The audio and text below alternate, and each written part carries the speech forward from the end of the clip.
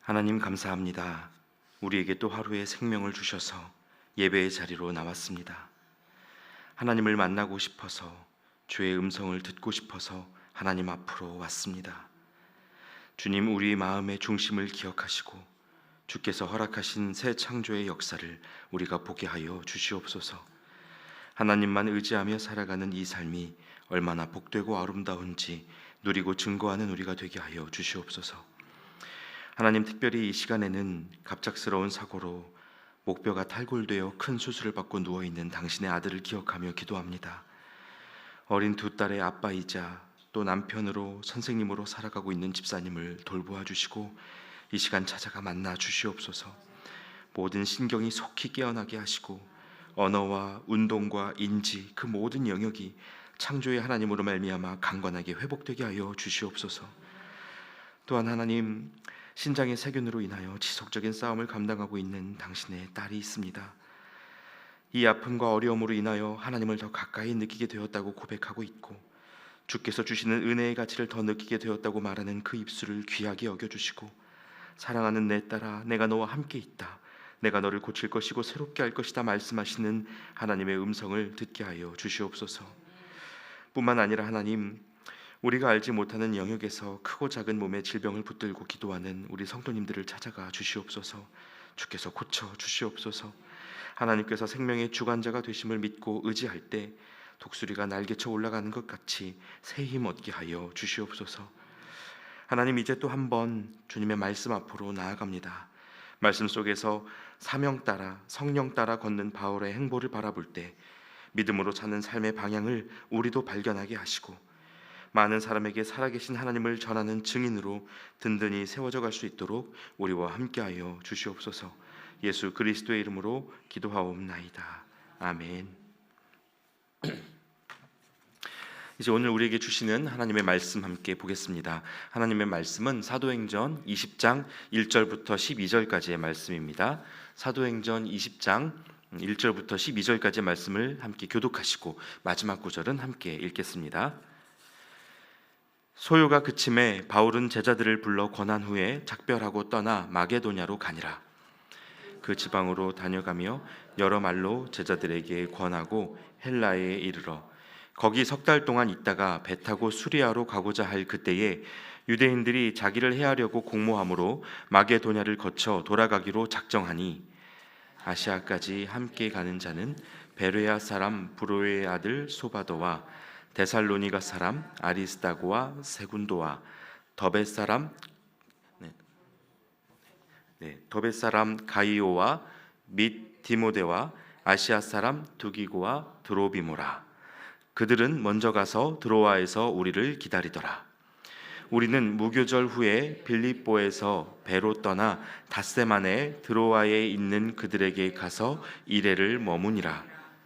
그 주간의 첫날에 우리가 떡을 떼려 하여 모였더니 바울이 이튿날 떠나고자 하여 그들에게 강론할세 말을 밤중까지 계속하매 우리가 모인 윗다락에 등불을 많이 켰는데 유두고라 하는 청년이 창에 걸터 앉아 있다가 깊이 졸더니 바울이 강론하기를 더 오래 하매 졸음을 이기지 못하여 3층에서 떨어지거늘 일으켜 보니 죽었는지라.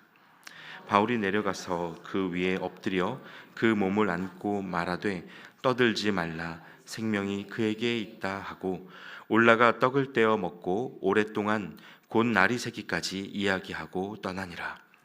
사람들이 살아난 청년을 데리고 가서 적지 않게 위로를 받았더라. 아멘. 할렐루야. 네, 여러분 잘 주무셨죠? 네, 오늘도 하나님께서 저희를 예배할 수 있는 자리로 불러주셨습니다. 불러주신 하나님께서 이 시간 말씀해 주시고 또 힘 주셔서 또 하루의 삶을 은혜로 붙들어 주시기를 소망합니다. 여러분, 이제 오늘과 내일은 저희가 사도행전 20장을 함께 묵상합니다. 그동안 바울이 3차에 걸친 전도 여행을 다니다가 이제 잠시 일단락하는 시간 속에 있는데요. 지금까지도 바울이 많은 수고를 치렀지만 그는 앞으로 로마를 거쳐 서바나라고 불리던 스페인까지 복음 전도를 이어가기 위해서 장기 플랜을 세웠습니다. 그러나 곧바로 가지 않고 먼저는 예루살렘 교회에 가서 그동안 그리스와 또 소아시아의 이방 땅에서 어떤 교회들이 세워지고 또 어떤 복음의 열매가 맺혔는지를 나누기를 원했습니다. 그래서 예루살렘으로 갈 때 홀로 가지 않고 이방 지역의 거점 교회라고 할 수 있는 7곳의 대표자들을 동행하고 또 그 교회들이 예루살렘 성도들을 위해서 모아준 연보를 함께 지참해서 가고자 했습니다. 그 7명의 대표자들이 누구인지 그 이름이 20장 4절에 다 기록되어 있습니다. 제가 다시 한번 읽어드리면요, 아시아까지 함께 가는 자는 베레아 사람 브로의 아들 소바도와 데살로니가 사람 아리스다고와 세군도와 더베 사람 가이오와 및 디모데와 아시아 사람 두기고와 드로비모라.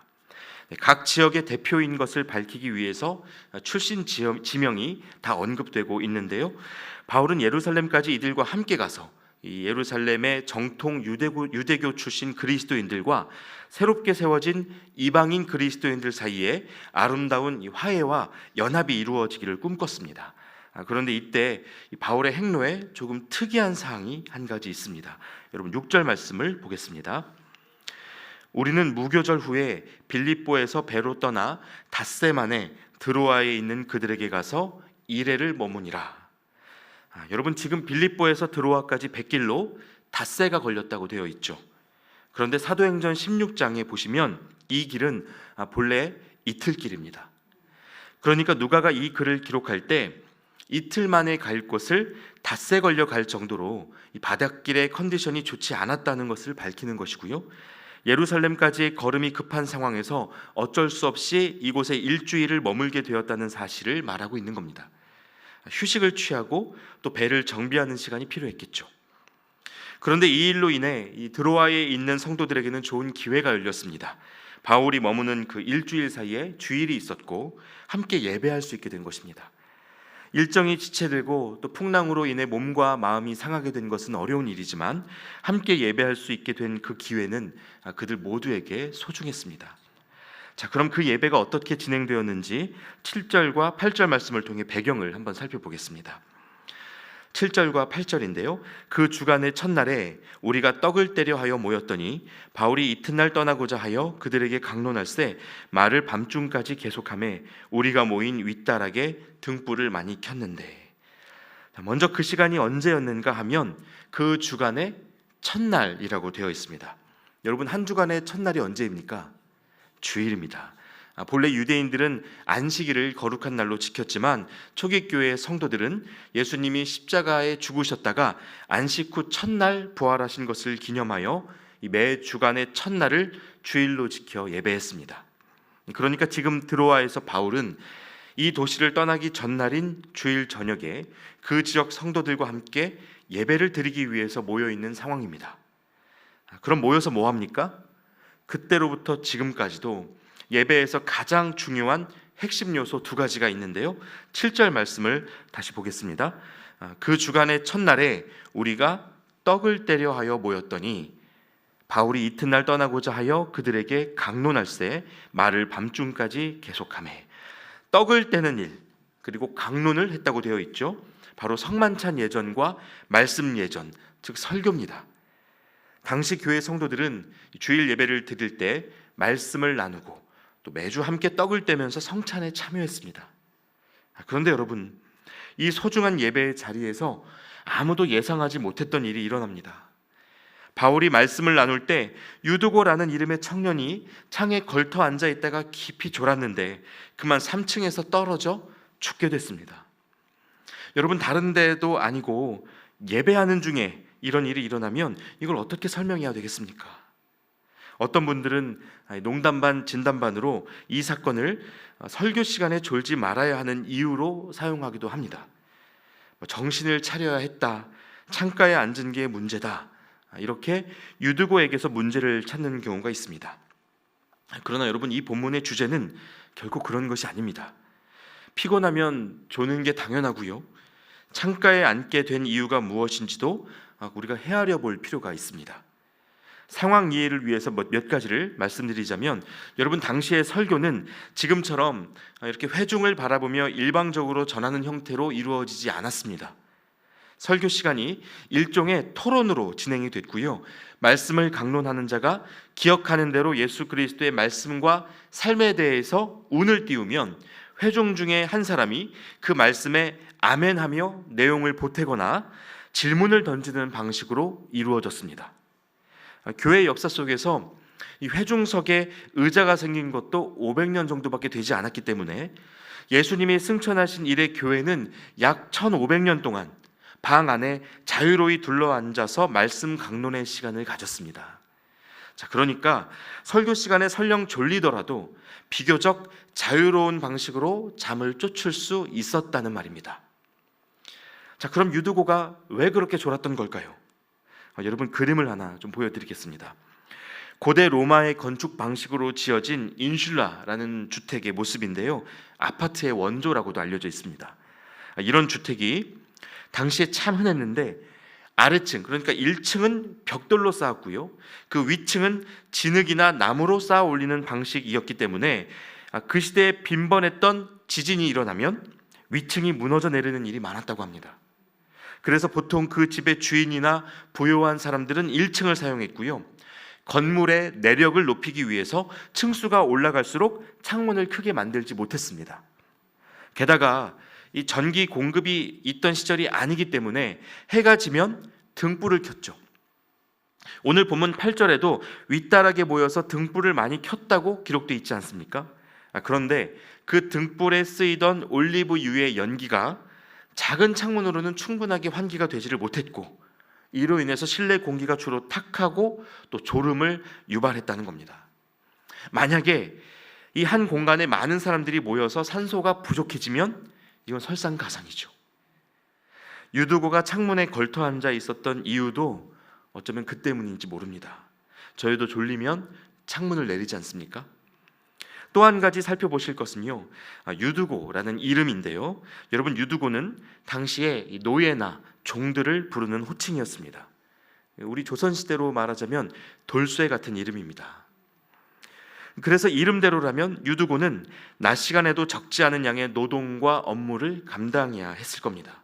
자, 그러니까 신체적인 피로가 다 쌓인 저녁, 밤새도록 이어지는 설교, 환기가 잘 되지 않는 3층 다락방, 여러분, 이런 세 가지 조건이 다 갖추어진 상황이라면 깨어 있을 수가 없죠. 예배 드리겠다고 와 있는 게 놀라울 정도입니다.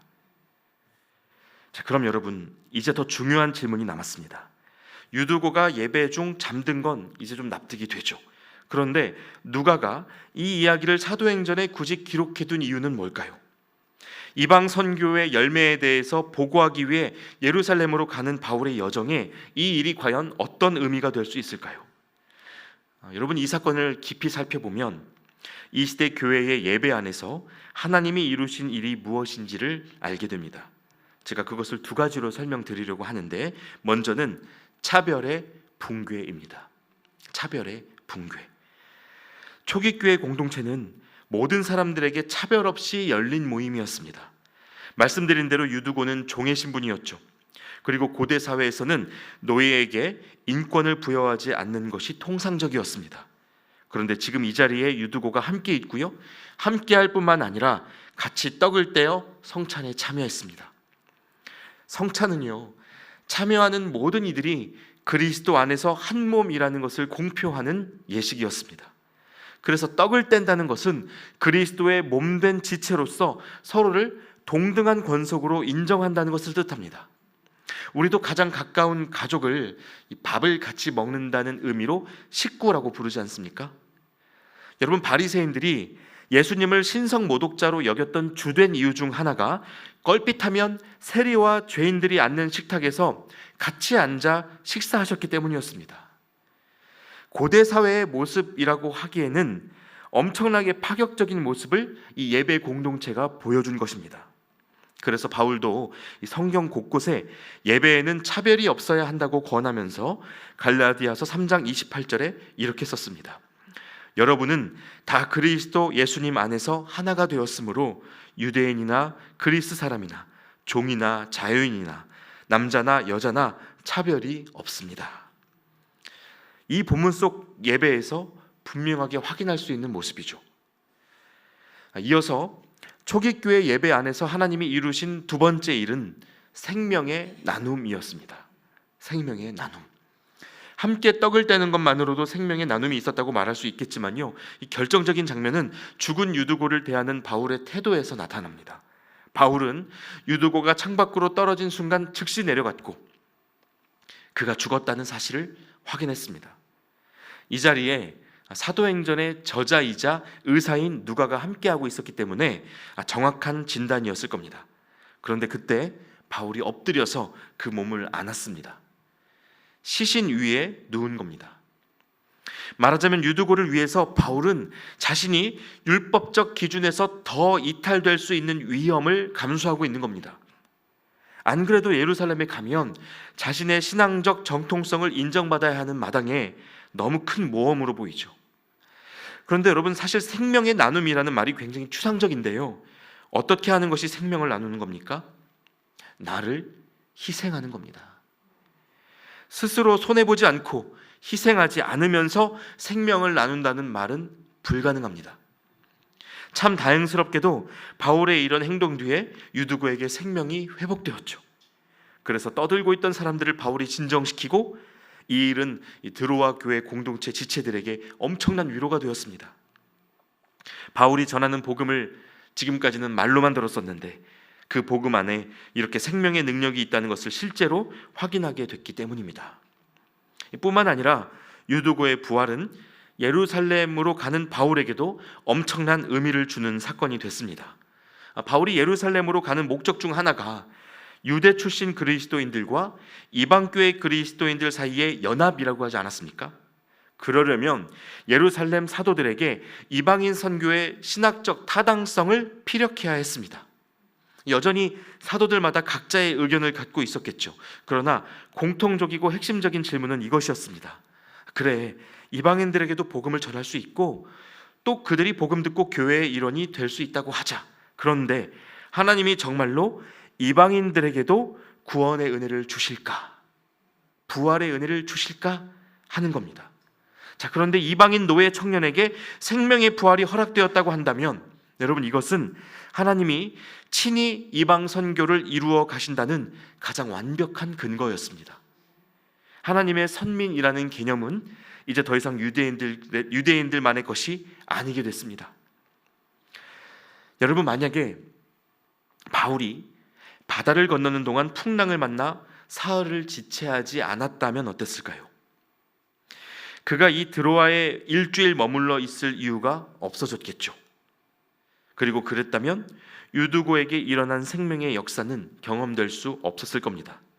일정이 지체되었지만 하나님의 계획이 있었어요.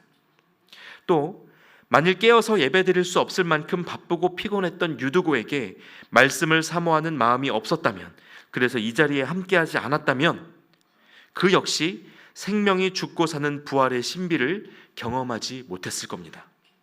여러분, 지금까지 함께 살펴보시는 이 유두고의 죽음과 부활 이야기는 피곤하고 분주한 일상 속에서 지쳐있는 오늘날 우리의 모습을 보게 합니다.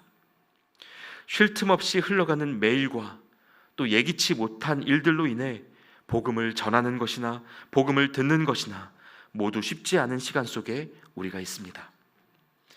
바쁘고 분주한 것이 당연해진 사회 속에서 말씀으로부터 이탈되는 것이 누구에게라도 일어날 수 있는 일이 되었습니다. 바빠서, 피곤해서, 아파서 예배하기 어렵다는 말이 핑계가 아니라 정말 타당한 말이 되어버렸습니다. 그러나 여러분, 그럼에도 불구하고 예배는 하나님이 우리에게 주시는 생명의 길입니다. 예배하기 위해서 함께하는 이들 속에 하나님의 역사는 늘 이어져 갑니다. 때로는 전혀 예상과 다르고 사람이 손쓸 수 없는 일을 만난다고 해도 예배자가 살아가는 삶의 중심에는 언제나 하나님이 계십니다. 유두고가 게으른 청년이어서가 아니었습니다. 바울이 지루한 설교가이기 때문도 아니었습니다.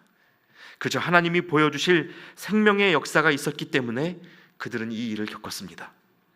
마찬가지로 누구도 저와 여러분의 삶을 정죄할 수 없습니다. 우리에게도 하나님이 보여주실 일이 있습니다. 그러니 여러분, 힘들고 어렵더라도, 때로 돌아가는 길 같고 죽는 길 같아도 끝까지 하나님을 의지하실 수 있기를 바랍니다. 우리의 있는 모습 그대로 공동체 안에 머물고 말씀 듣는 자리를 잘 지켜가실 수 있기를 바랍니다. 하나님이 우리를 책임지시고 날마다 생명의 길로 인도해 주실 것입니다. 함께 기도하겠습니다. 하나님 감사합니다. 오늘도 우리에게 말씀해 주시고 어려움 속에 있었던 두 인생에게 보이신 생명의 역사를 기억하게 해주셔서 감사합니다. 하나님, 때로 우리는 주의 일을 하면서도 어려움을 겪고 예배의 자리를 지키면서도 곧바로 은혜되지 않는 삶을 직면합니다. 그래서 바쁘고 피곤한 일상을 굳이 뚫고 나오지 않아도 예배의 자리를 뒤로 밀어두어도 그냥저냥 사라지는 것 같은 시간을 지냅니다. 그러나 주님, 예배야말로 하나님이 우리에게 주시는 생명의 기름을 알게 하시고 있는 모습 그대로 주님 앞에 서기를 주저하지 않게 하여 주시옵소서. 날마다 주님을 부르며 살아갈 때 우리의 기도를 들으시고 우리 또한 차별 없는 생명의 나눔을 실천하는 매일을 살게 하여 주시옵소서. 예수 그리스도의 이름으로 기도하옵나이다. 아멘. 계속해서 각자의 기도 제목으로 기도하겠습니다.